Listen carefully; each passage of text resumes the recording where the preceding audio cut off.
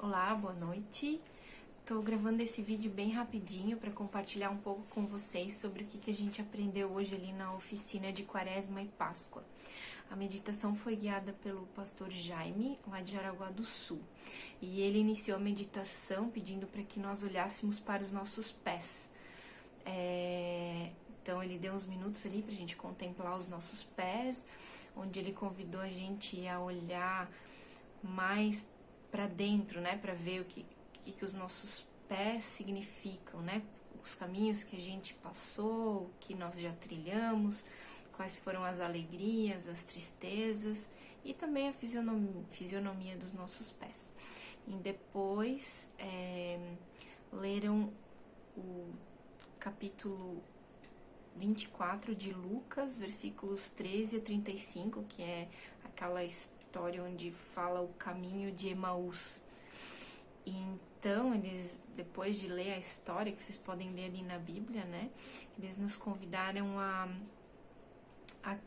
olhar para os pés das pessoas que estavam ali junto naquela história, né, nos personagens que estavam ali na história, de quem eram os pés, como eram os pés.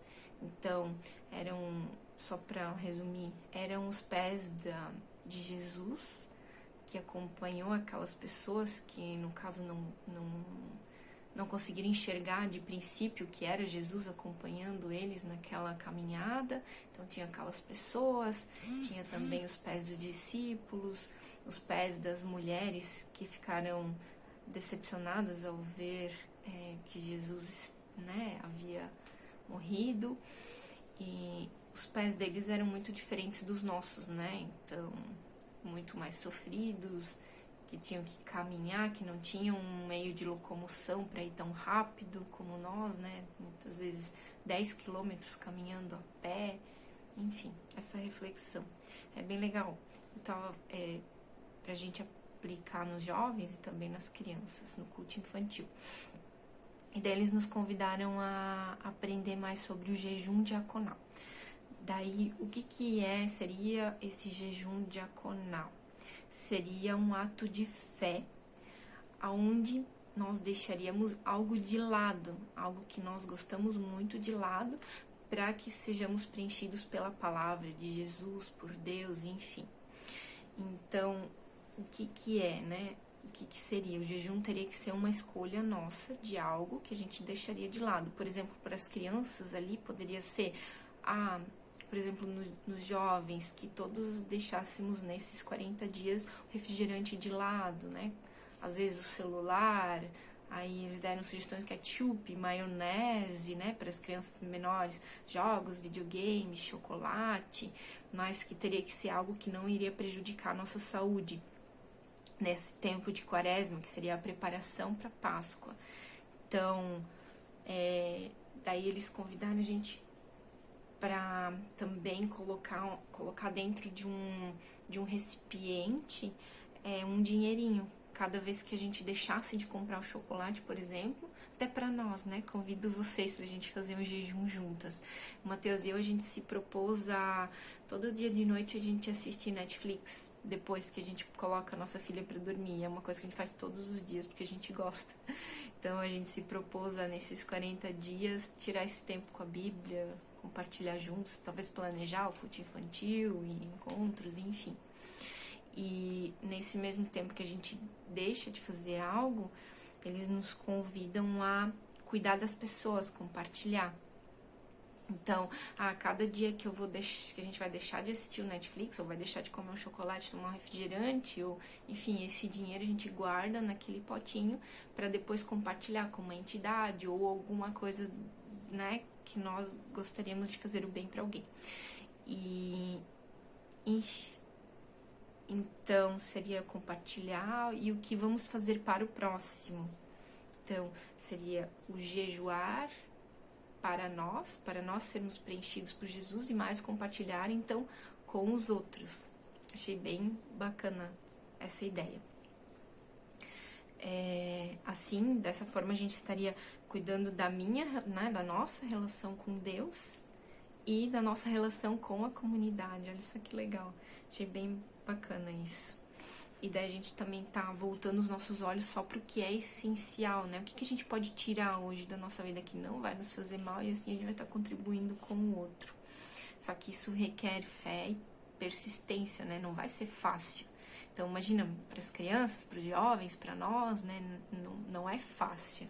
Não é de uma hora para outra. Então, o que pode nos motivar a fazer isso, né? Pensar que o que Deus deixou para trás por nós, pela nossa vida. Então, isso talvez é uma forma da gente, né, de ficar motivados nesse caminho. Então, e depois desse tempo, desses 40 dias, então voltar e questionar para as crianças e para os jovens o que foi difícil, o que eles aprenderam com isso. Achei bem legal. Daí eles também nos convidam a montar um altar, porque muitas vezes nós temos televisão, temos computadores, temos celulares, vários celulares, e não temos um altar para ter um tempo para nos conectar com Deus, né? Então eles convidam pra gente também fazer uma pulseira, que eu fiz aqui bem bonitinha, como uma ferramenta de oração. Daí, o que seria? Ah, não é que nós teremos fé nessa ferramenta, né? Isso aqui não, a fé é em Deus, mas isso aqui é uma ferramenta que vai nos guiar nessa nossa oração. O tempo de Quaresma inicia lá no dia 2 de março. E daí, eu vou só contar aqui pra vocês, né? Por exemplo, essa pérola aqui maior significa Deus na nossa oração. Essa pérola aqui que eu coloquei na cor assim é o silêncio, essa cor transparente. É o silêncio entre uma oração e outra. Essa pérolazinha menor aqui significa eu na oração. Depois temos o batismo. Novamente o silêncio. Depois, nós temos aqui uma pérola que significa o deserto, né? Que é a nossa privação, a nossa solidão. E também um momento de decisão, né? E de clareza. Depois, novamente, o silêncio. A serenidade, aqui, bem pequenininha, que eu coloquei. Que significa a nossa paciência, a nossa paz. O que a gente vai deixar de lado? Depois, de novo, o silêncio. O amor tem duas pérolas, porque o amor, ele tem que ser compartilhado. Depois aqui nós temos os nossos segredos. Quantos segredos você carrega? Quais são os segredos que tem que ser compartilhados com Deus? Deus quer saber os nossos segredos para nos amparar, para nos ajudar. Depois, aqui nos segredos a Legal fala também que são as nossas vergonhas, muitas vezes que a gente não compartilha com os outros, mas que a gente precisa compartilhar com Deus. Esse preto aqui são os nossos medos, as nossas tristezas, as nossas angústias. E depois, por último aqui, a ressurreição, que significa no amor de Deus, o caminho da morte para a vida, o desamor para o amor, enfim, essa transição. E daí eles dão uma oração guiada para fazer todos os dias em silêncio no nosso altar. Eles vão compartilhar um e-book, só que acho que só vai estar disponível amanhã, daí eu compartilho com vocês. Acho bem legal pra gente fazer essa pulseira também com as crianças, os jovens. Pode simbolizar bastante coisa, né? Pode até...